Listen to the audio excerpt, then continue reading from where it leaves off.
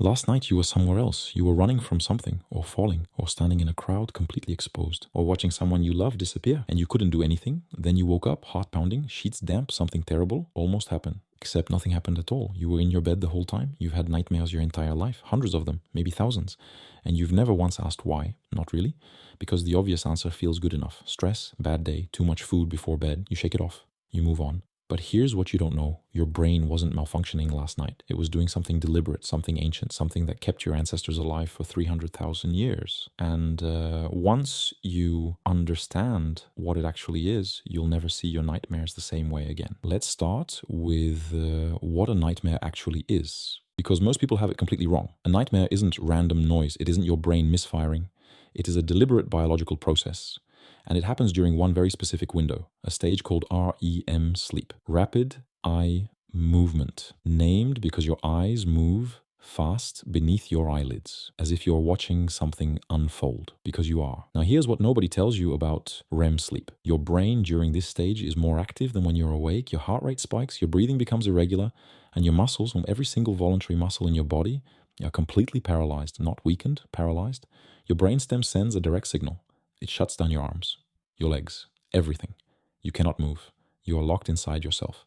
And your brain chose that exact moment to terrify you. Why? The first scientist to take nightmares seriously was not a sleep researcher. He was a trauma specialist. In 1992, psychiatrist Ernest Hartmann at Tufts University in Boston noticed something strange. He had spent years working with trauma survivors, war veterans, accident victims, people who had lived through the unimaginable, and their nightmares followed a pattern, not random, a very specific pattern. The nightmare never recreated the exact trauma. A soldier who survived an ambush didn't dream of the ambush. He dreamed of being chased through a dark forest. A woman who survived a car crash didn't dream of the crash. She dreamed of falling from an enormous height with nothing to grab. Same emotion. Completely different image. Hartmann called this the central image of the dream, and his conclusion was radical. Your nightmare isn't replaying what happened to you, it's processing how it made you feel. Your brain takes an emotion it cannot handle while you're awake, and it builds a story around it at night. That's not a bug. That's the system working exactly as designed, but that only explains nightmares after trauma. What about the ones that come out of nowhere? What about the ones on a perfectly ordinary Tuesday? That answer is stranger, much stranger. In 2009, neuroscientist Revonsuo at the University of Turku in Finland published a theory that changed everything. He called it the threat simulation theory, and his argument was brutal in its simplicity. Your nightmares exist because they kept your ancestors alive. Think about what life actually looked like for 300,000 years. No walls, no locks, no hospitals. Every night was a genuine threat. Predators that could see in the dark. Enemy groups who could attack before dawn.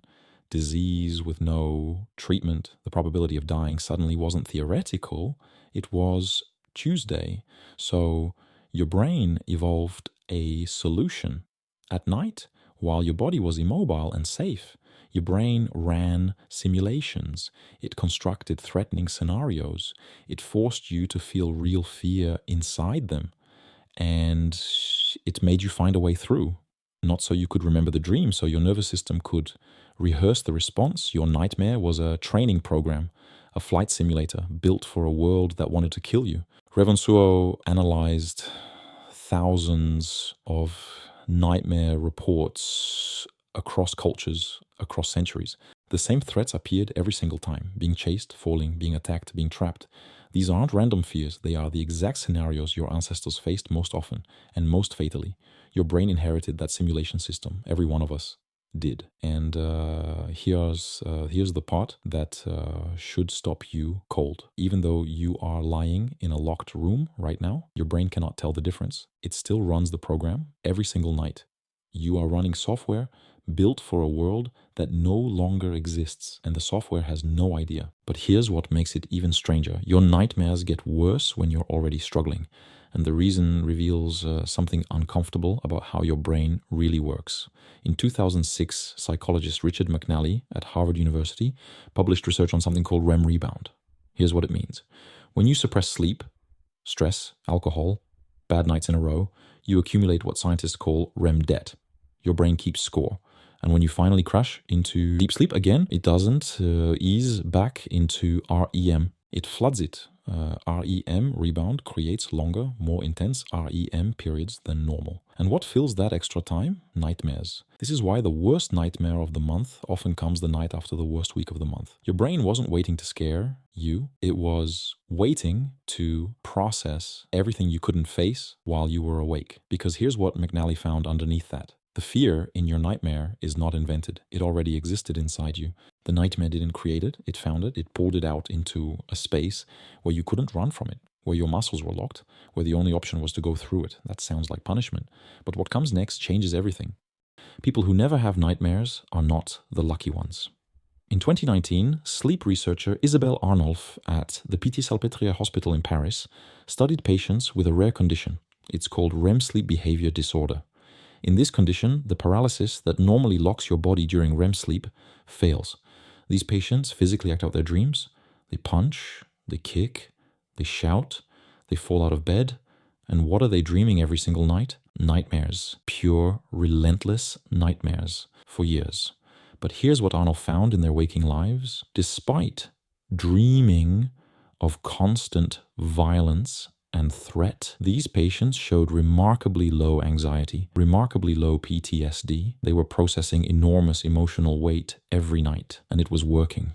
Now look at the opposite. People with clinical depression show dramatically reduced REM sleep. Their nightmares drop, and their waking anxiety, their unprocessed emotional weight goes up. Less nightmares, more suffering, not fewer problems, just no place to put them. Your nightmare might be the most important thing your brain does for you, and you've spent your whole life trying to forget it by morning.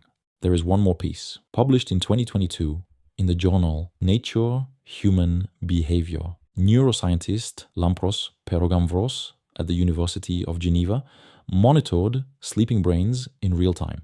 He tracked exactly which regions activated during frightening dream content. When a dreamer experienced fear inside a nightmare, two regions lit up with extraordinary intensity. The insula, the region that feels your own heartbeat, your own breath. The cingulate cortex, the region that processes real-world threats. The same regions that fire when you face genuine danger while awake. Your brain does not know the nightmare isn't real, not neurologically, not chemically, in every measurable way.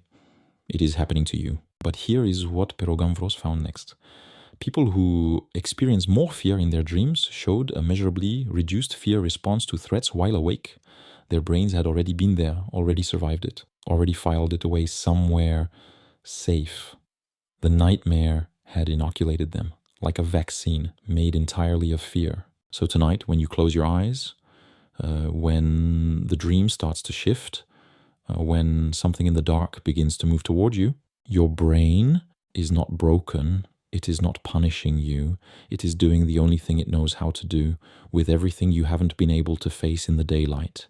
It is building you a world just frightening enough to make the real one easier. You've been having nightmares your entire life. Every single one of them was your mind trying to keep you safe.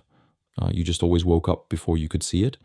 If this changed how you see your own mind, there's more where that came from. Subscribe, because the next one might be even closer to home.